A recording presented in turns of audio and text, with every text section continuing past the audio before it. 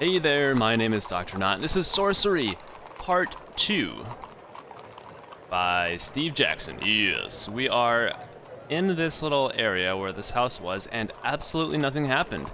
Something didn't go terribly wrong for the first time, and our spirit animal is a dolphin. Let's leave and follow the road. Here we go. The road continues on between dense houses on either side, when suddenly you begin to smell a sharp, acrid smell. Burning. Looking up ahead, you see a column of smoke. Is the district on fire? Do I have like a water spell? Let's see. Cast water beam. W U wuss. Wait, no, S. Sense danger. Yeah, actually, let's do that. You cast the spell and a calm voice enters your mind, telling you not to fear. There is no danger up ahead. You are reassured and the spell fades. Alright. Feeling safe with the warning from your spell, you stride forwards towards the smoke, rounding a corner in the road, until you see the source. It is a fire, but not a blazing house. Instead, it comes from an enormous forge set into a large blacksmith's shop. The blacksmith himself is at work, hammering away at a flat-bladed sword. You approach the blacksmith and try to attract his attention by knocking a few of his display items off their shelves. Why would you do that? Why would I do that? But it seems the blacksmith is quite deaf. Years of hammering on sparking metal has left him quite oblivious to everything around him. Okay. Stealing from the blacksmith is easy enough, since he barely notices you. You lift a bag of 5 gold pieces and a decent broadsword that will make a fine backup should you lose your longsword. Then you hurry away. Oh my gosh, I feel gross, but that's okay. We've been stolen from so many times that I actually don't really feel bad. Our longsword is still the best, I think. That's what that +2 is. So let's just keep continuing up the road. You walk between the narrow buildings until you reach a fork. To the left, the road continues towards some kind of bustling market, while to the right, it leads down a shorter street. In the center of the fork is a great bronze statue with some kind of pot at its feet. That looks a bit okay. The statue is of a giant brute wielding a club, and at its feet is a large pot filled with gold pieces. This must be one of Kharé's many gods, with the pot intended for worshippers making offerings. Oh, I thought it was like a pea pot, you know? Looking down the short street to the right, you see a sign above a doorway reading, "The Gambling Halls of Lada." Several seedy-looking creatures mill about on the steps. Cheerful creatures go in, and miserable-looking ones come out. Yep, that's what a casino is. Time to move on. The statue, through the arch, the halls of Lada, no. Or the left fork. Let's see, where are we with respect to... Let's go to this... Nope, okay. I did not mean to do that. I actually meant to move the... move the map and I clicked myself. Oh my... You follow the road to a wide open space laid out for a market. There are several stalls, all selling the same goods. The traders arguing loudly over who has the cheapest or the best quality. Really. So we've got... I can go back to the statue, but let's just look around here. Provisions, weapons, useful gear, magic items, or buy a well. What? No. Let's go provisions, because we don't have much in the way of rations right now. Browsing the stalls, you find that food is reasonably expensive, with the cheapest provisions being sold at 3 gold pieces each. One trader is also selling a wrapped package of 6 meals worth for 15 gold pieces, but you do not have enough for that. I'm not buying food. You turn down the trader and move on through the market. Alright, what do we got in terms of weapons? You take a turn about the armorer's stalls. Mostly, what is on sale is of poor quality or weaker than the blade you already carry. Something catches your eye. A fine bow with a quiver of silver-tipped arrows. You lift the bow and test the string. It seems firm and responsive, and although you have little use for ranged weapons, this one seems hardy enough. The quiver is interesting. It contains 10 arrows, but each has a tip made not of steel but pure silver. The armorer nods at you significantly as you discover this for you know what. I'm guessing vampires? No. The dead. Only silver can pierce the hearts of the dead, he replies. Then he adds in a whisper, 6 gold pieces. Oh, that's tempting, but no.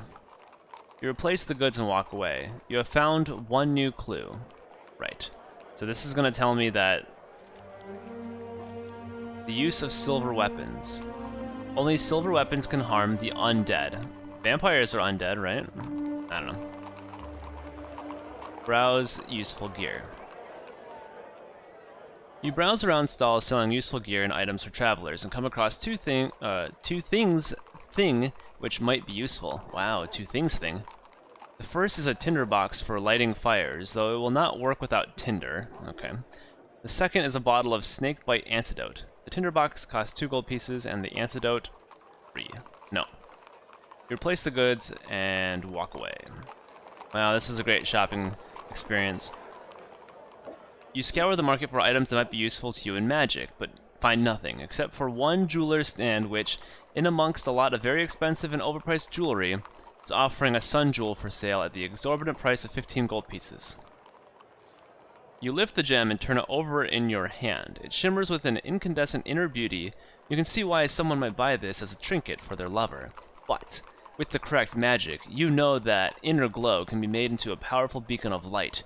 If only you could afford it. You take one last look at the sun jewel, sigh, and leave it, walking back into the market. Alright, let's walk all the way back this way. You head back up the road towards the towering statue in the halls of Lada. You head back towards the square until you're standing in the shadow of the giant statue once more.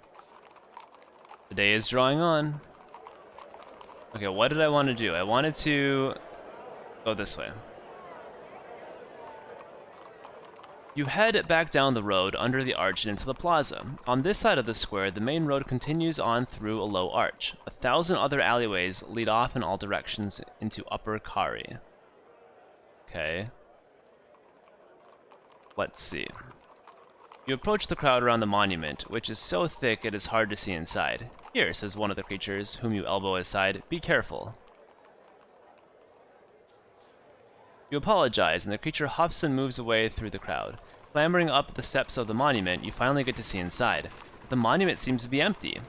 There is just a circular rug that fills the floor space. The crowd murmur and whisper. What is this monument? You ask one of the creatures.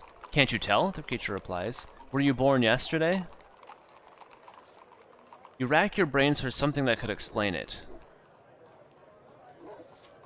It's a power source. The creature shakes his head. No, he replies.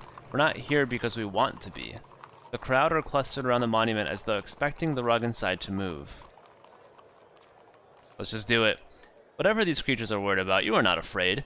You step through into the monument, but just as your foot is about to touch the circular rug, there is nothing there. And then you are falling. Oh. Oh. You are floating slowly down through the air, turning over and over. You are in pitch blackness. You cannot see a thing. Then, a spot of light appears. It grows wider and wider, until finally you emerge to a fate that is nearly worse than death. Standing in a sewer, you have landed in a disgusting pile of unbelievable filth. Slime, excrement, sludge, dung, and dregs. All the way up to your neck. You are evidently in the sewers of Kharé. Why would I wait? Let's get up. You start to struggle up to your feet when a splashing sound to your left draws your attention to a small opening in the wall right next to your ear. Something is coming. Are you serious? I'm not ducking in that. Let's just stay standing. You cannot bring yourself to duck, and simply hold your breath as the filthy liquid Oh god, I thought it was... Oh no. As the filthy liquid explodes from the chute. A moment later, you are violently sick. Gasping for breath, you wipe yourself off as best you can and wade out from the heap of filth. You can feel it in your eyebrows and your boots. Ugh. That is disgusting. You stand in a cavernous sewer tunnel, filled knee-deep with slow-flowing, stench-filled water. It is pitch black. You could be standing on a mountaintop or inside a coffin. Except, that is, for a single speck of light, somewhere in the far distance. Let's just move. Tunnels disappear off into darkness. Towards the light, head... Let's just... Let me see what happens here. If we went this way up here, we could find a way out. That's a well. That's... I don't know what that's supposed to be. Is that where the light would be coming from? Let's go this way. You make your way up the tunnel away from the distant light. It is slow progress as you creep through the dark, keen not to trip over into the muck. The distant light still grows closer. Whatever it is moving quicker than you. Ice-cold water drips from the ceiling and runs down your neck. Just be stupid. You cup your hands to your mouth and bellow, "Who goes there?" The marching feet stop instantly. There is a pause. "Show yourselves," you call. The pause continues. Then suddenly, the walls are filled with a blood-curdling cry, like molten iron filling a crucible. The feet begin to pound forward, approaching at speed. You stand your ground and wait. The distant light comes closer and closer still, and soon you can see the bobbing heads of a score of goblins, their cleavers, sword, daggers, and teeth flashing in reflected torchlight. They race forward through the sewer like rats, because why not? We cannot catch a break. You wait, and within a few moments the tunnel is filled with goblins. There are not one or two, but a whole army, led by a tall, stocky elder goblin, enchanting a weird guttural song. They pause a short distance away from you, and the leader steps forward. "You should not be here," the goblin declares. "This is the domain of the Mad King, and of us." "Take me to the king," you demand. The goblin laughs. "Certainly, we will drag your corpse to his feet." He gestures behind him, and one of his warriors steps up, grinning and drawing a long, hooked blade. I don't have much in the way of stamina anymore. I'm down to 11, but let's see what we can do. We can make them dumb, probably. Or dud. Requires a treasure. Wait, illusion of treasure. Wait, no, why would I do that? Unless goblins like treasure. What about Dawes? Cause slowness. Let's do it. You cast a spell over the approaching goblin, and its movements begin to slow down until it is creeping through the water towards you. You rush forward and skewer it with ease. The goblin leader laughs and gestures another of his minions to face you. This might take a while. Let's just fight this time. This little thing? It's got a lot of stamina, almost as much as we do. Let us go... I wish I could tell, like 6.6? Alright, good. That does 3. The goblin rushes towards you. You ready your sword grip and perform a skillful, sweeping attack, hoping to injure the monster before it has found its footing. It hisses and swings for your throat with its stubby sword. You land a wounding hit. It growls and stamps its feet in the muck. So we know that it's... Let's see, let's just go another attack here, and we're gonna go... Let's just go about 6.4. Okay. Following the goblin, you leap forward and drive the tip of your sword into its neck. It has its blade lifted for a strike, leaving itself exposed. The goblin is weakening. The monster flexes its short sword in the air. What do I have left? 4.2? Alright, good. Gone. You maintain the pressure on the creature, holding your weight steady. You cut across the creature's skull. You have defeated the goblin. Flawless fighting. The goblin leader frowns. He is starting to get angry. He motions one more of the goblins into battle. Oh my gosh. Alright. This one's only got 6. We're gonna go, we're gonna do the same thing we did before. We should be fine with 6 here. Oh, that little punk. The goblin races for you. You steady your footing and swing with a skillful slicing blow, attempting to injure the monster before it has found its footing. The goblin moves away, shaking with adrenaline. The monster shows its teeth and stamps its feet in the muck. Let's do the same thing again. 6. Chasing the creature, you leap forward and push the tip of your blade into its leg. The goblin has its sword raised for a blow, leaving itself exposed. The goblin is almost defeated. The creature hefts its short sword but looks a little weak. Perfect. You maintain the pressure on the creature, holding your weight steady, you cut sideways. You have defeated the goblin. The first signs of genuine fear are showing on the goblin leader's face. He instructs one more of the soldiers to draw its sword. Are we going to keep doing this? I mean, I'll keep doing the same thing over and over. I'm going to try dropping it a little more. We're going to go just, let's go like 5.3. We're doing the same thing again. The goblin races at you through the filth. You set your stance and deliver a skillful sweeping blow, aiming to connect while the creature is off guard. The goblin paces back, shaking with terror. It growls and stamps its feet in the muck. Alright. Let's do another 5.4. Okay, that does 3.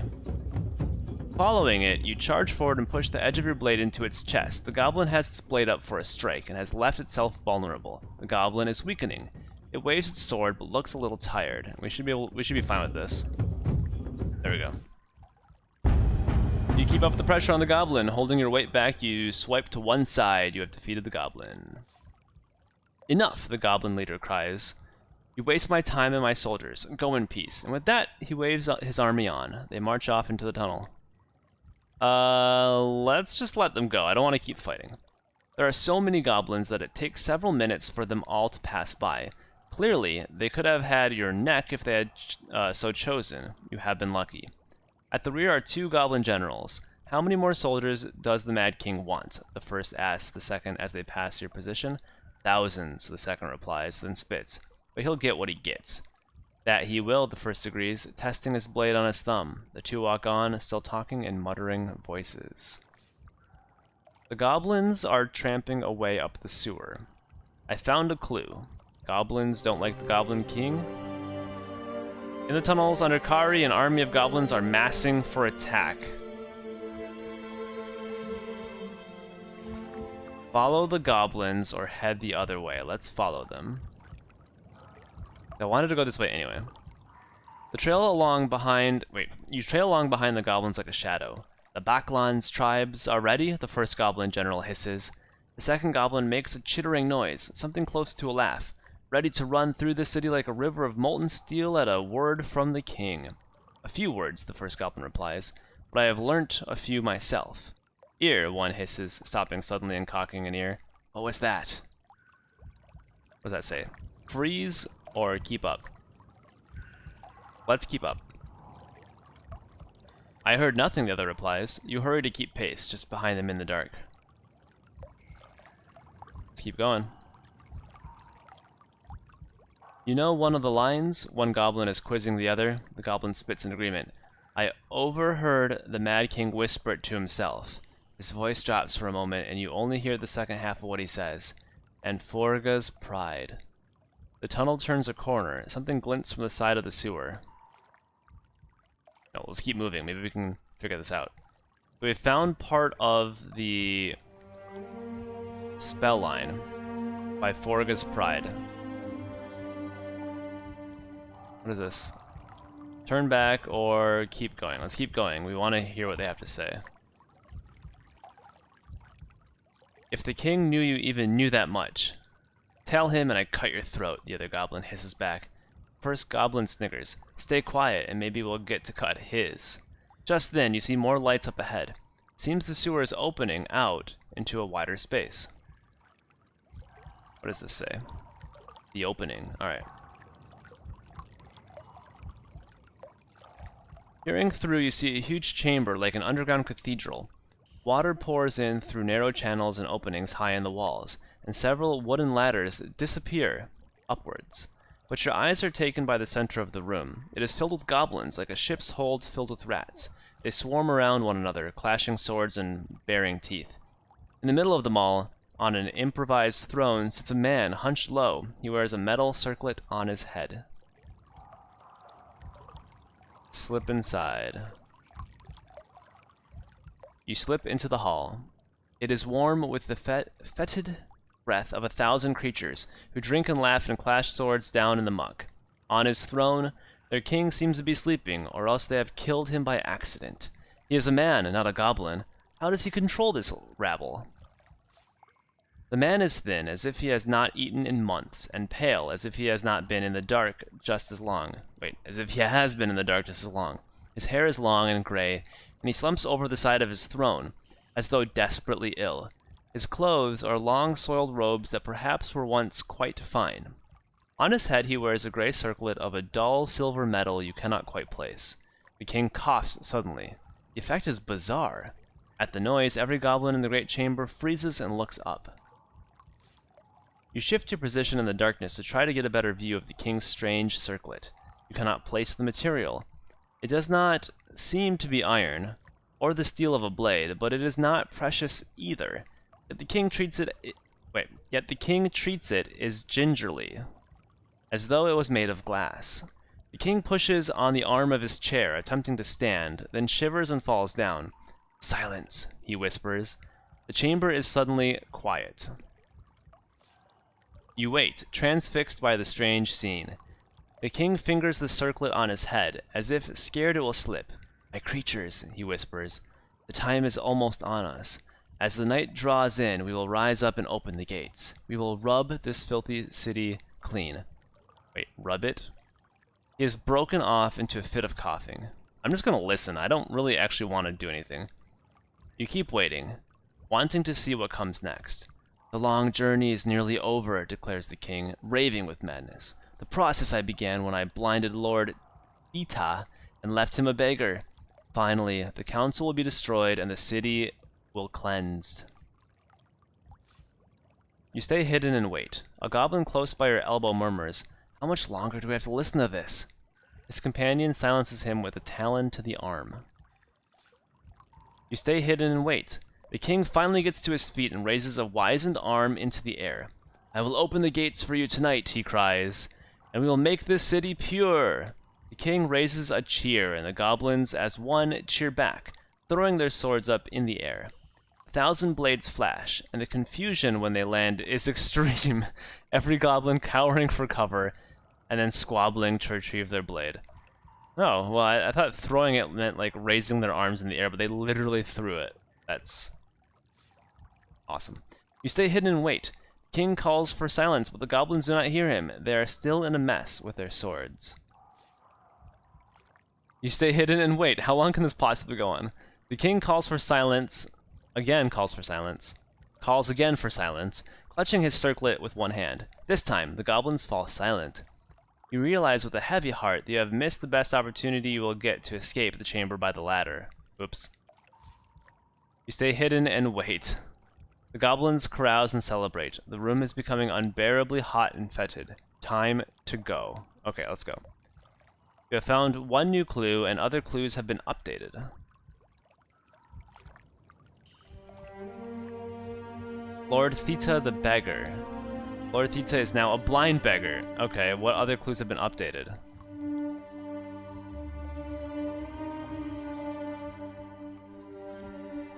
I don't know. What do we have here? Oh, we can't leave that way. We have to go backwards. Ah, blow. You creep back down the sewer you came in by. There's just no way to get out except for going. We're gonna have to go out through this well. So this was the only way. This is what I was trying to do. I thought I could sit there and listen to them for a while, but apparently not. The sound of the goblin army echoes for a long way over your shoulder, but it seems they are too busy appeasing their would-be king. Dang it, I really wanted to interact with them, but I wanted to hear what he had to say, like maybe he'd spill some more secrets. The way seems shorter now. You no longer have the torchlight of the goblins to follow. But you do not hurry. To stumble here and trip into the slurry water truly would be a fate worse than death. Indeed. The way seems to continue on into infinite darkness, but these goblins must have come from somewhere.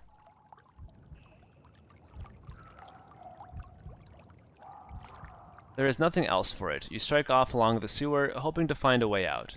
It is impossible to tell how much time has passed. In the world above, perhaps the sun has gone down and the stars have come out. But down here, all that you know is that the people of Kharé are still throwing their slops into the grates. The water underfoot stinks, and the ducks above your head rain with thick filth.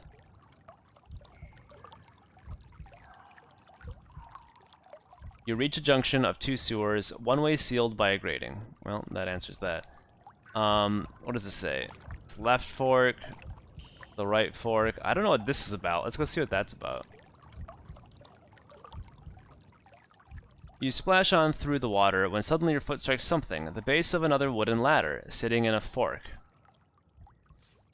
You give the ladder a sharp tug to test its strength. The whole thing comes away in rotten splinters which rain down into the water like so much slurry. There's no choice but to move on. If you keep walking for long enough, this tunnel must come out on the other side of the wall of Kharé. The goblins must have entered somehow. Ooh, indeed. Okay, what is that? That's graded, that's blocked, so we're not going that way. Let's go this way. A thundering sound announces water nearby. The sewer forks here. I want to see what this is about. You follow the sewer. The noise of falling water grows louder until you are standing at the foot of a plunging waterfall. The water falls from a great height above. You must be below a river or a lake. Let's try it. You cup your hand and drink.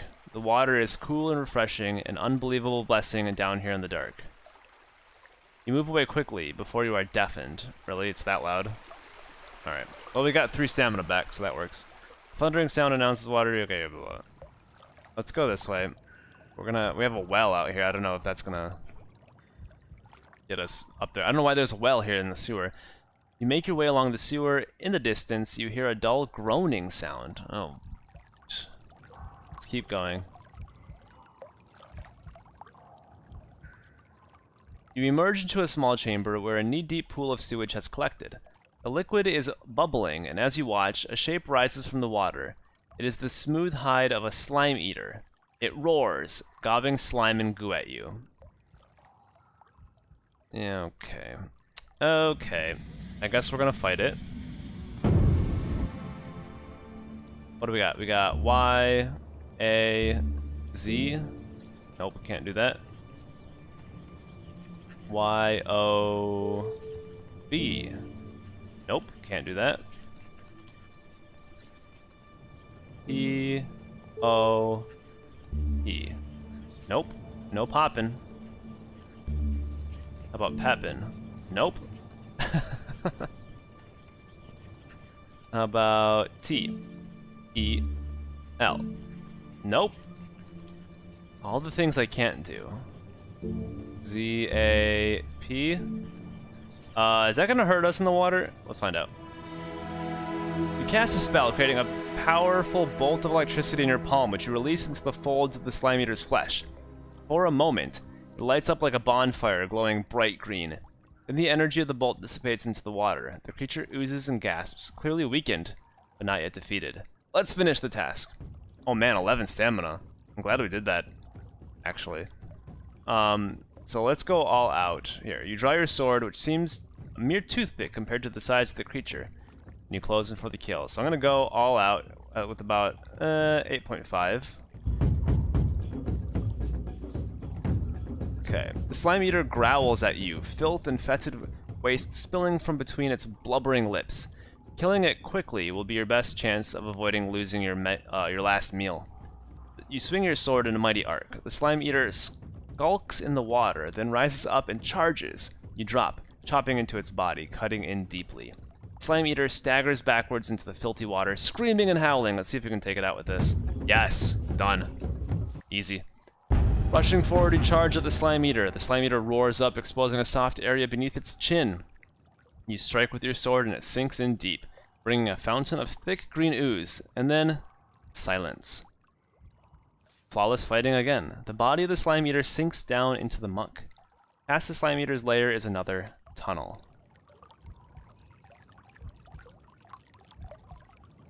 Further on, the sewer ends, and a walkway opens on the right. You step gratefully out of the filth and muck into a low tunnel.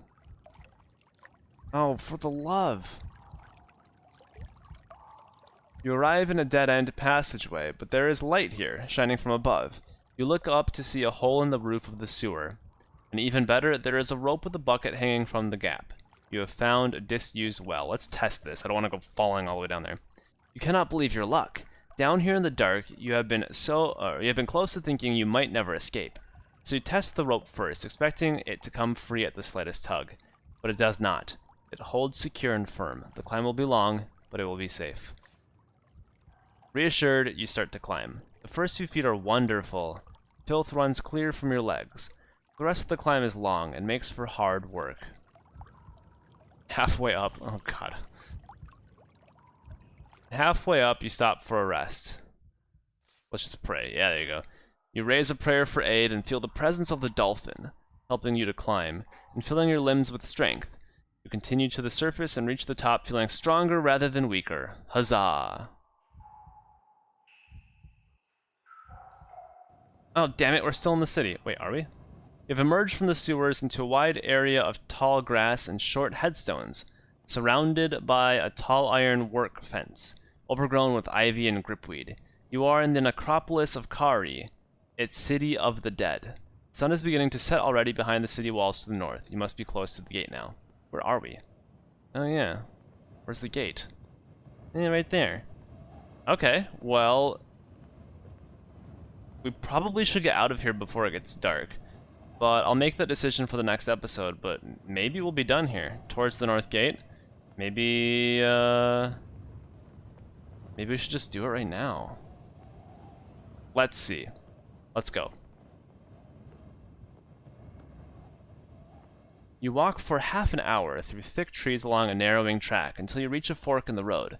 To the left, the track gets narrower still. To the right, a massive shadow looms, so large it seems as though a colossus has seated itself on the wall in thought. A chill wind blows through you, as though ghosts walked back and forth this way. Looking left, you see distant flicker torchlight through the trees. The north gate, perhaps? The trees whisper and move. The shadow to the right has a jagged silhouette. It is a ziggurat, with perhaps 100 steps leading to its apex. Night is drawing in. You should get moving. Things whisper between the trees. Let's go this way. I'm curious about this gate. We haven't learned anything except for half a line, so I wonder what we could possibly do. You walk between clawing trees and thick bushes. The north gate is finally in sight. You can see its imposing, ornately carved wooden doors over the top of the guard huts and low buildings that lie at the end of this road. You pause to watch the guard huts. They seem quite still. One has a hole in its roof. Weed grows through the chimney of another. Are they abandoned? But between here and there is a long road lined by thick and gloomy trees. A patch of wild forest like you haven't seen since the hills. Let's run! You hurry forwards, moving as fast as you can. Things rustle and mutter in the trees on either side, but you pay them no notice. But then your head is turned. Something catches your eye. Movement in the shadows on both sides of the road. Torchlight. You charge forward, undeterred. You have not come this far to be stopped now. But the creatures in the bushes disagree. With a growl, one leaps out. A wolf, clad in tight metal armor. No, a werewolf. And the armor is the same as the one you saw before.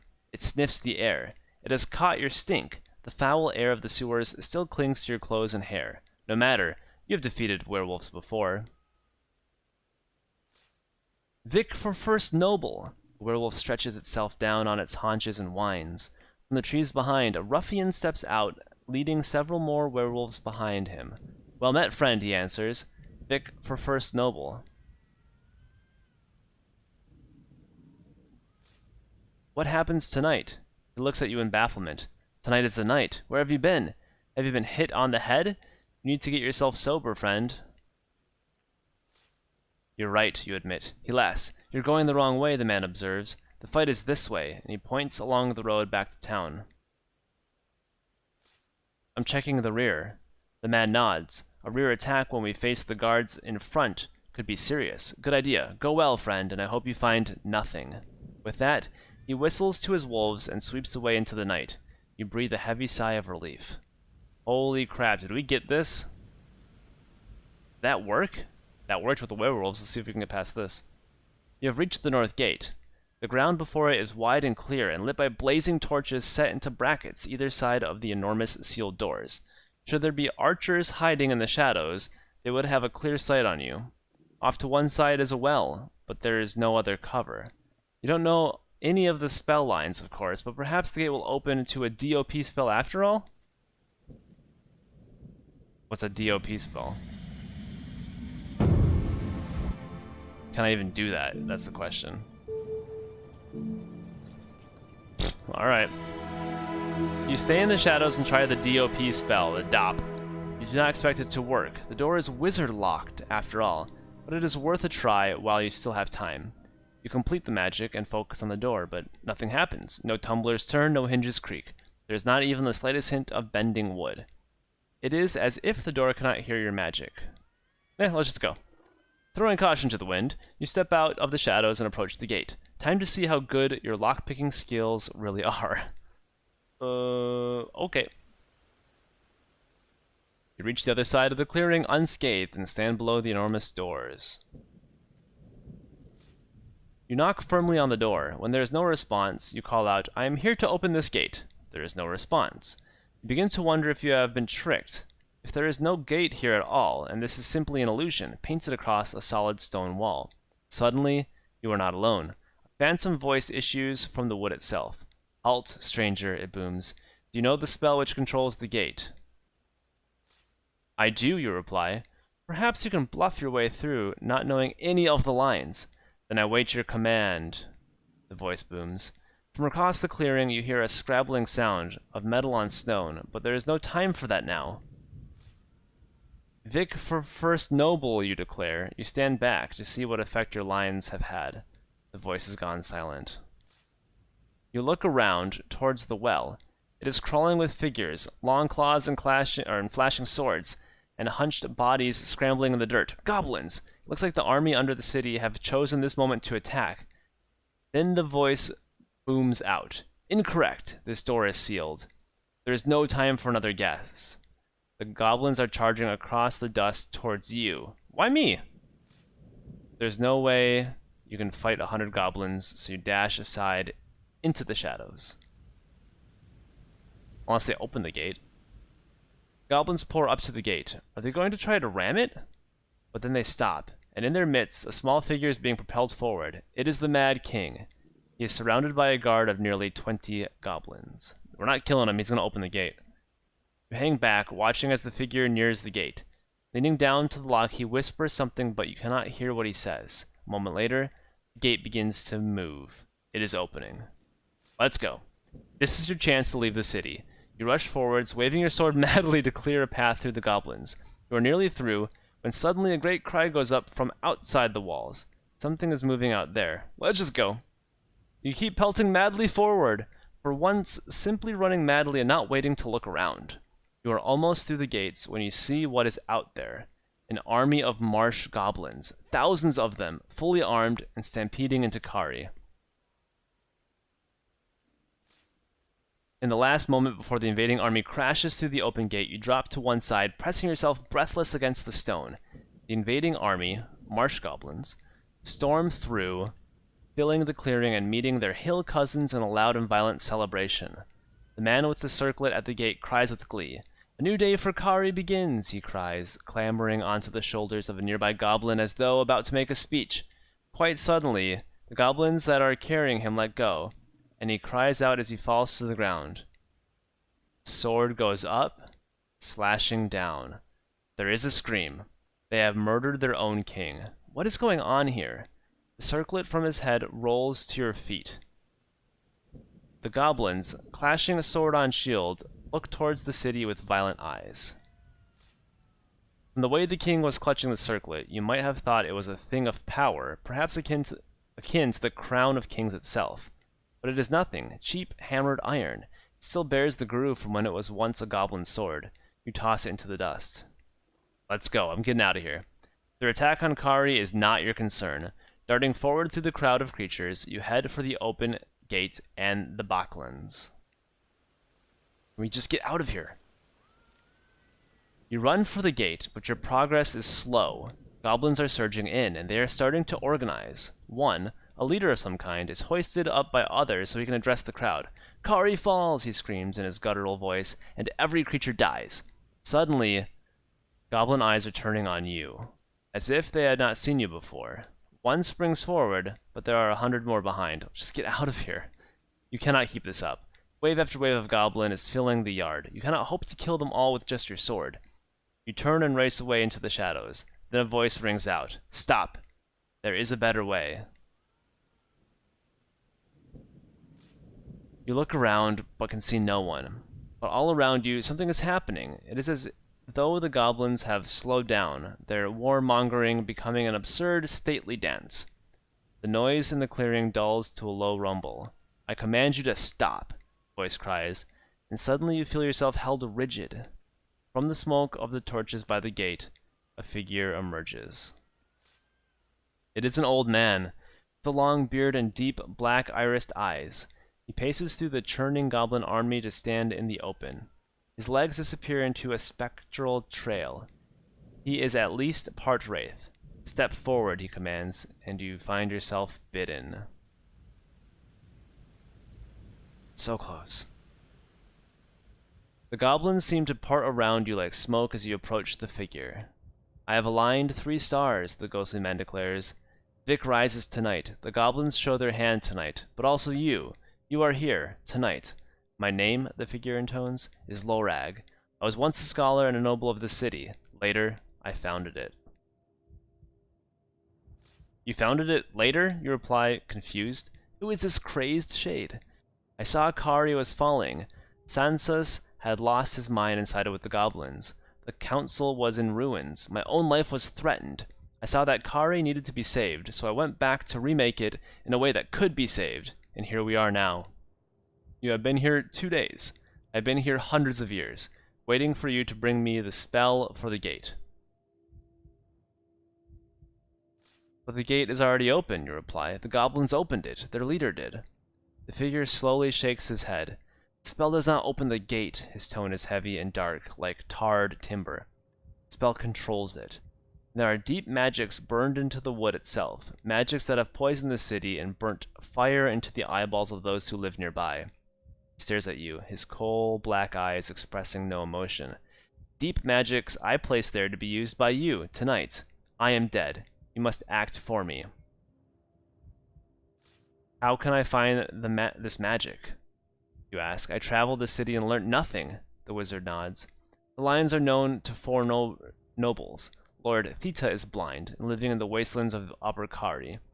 Lord Shinva is dead, but not yet forgotten, in his mausoleum in the necropolis. Lord Mulus was a follower of the god Slaying, and is in his shrine near the docks of Lower Kharé, and you may learn his line. As for my line, I give it to you freely. Tumblers too sealed deep inside. The spell lines you have found are listed in the keys section of your inventory. But there is no more time, you insist. It is too late. There is a magic, Lorag replies, that will give you the time you need. I cast it on myself once, and went far back, to before the city was built. I founded Kharé.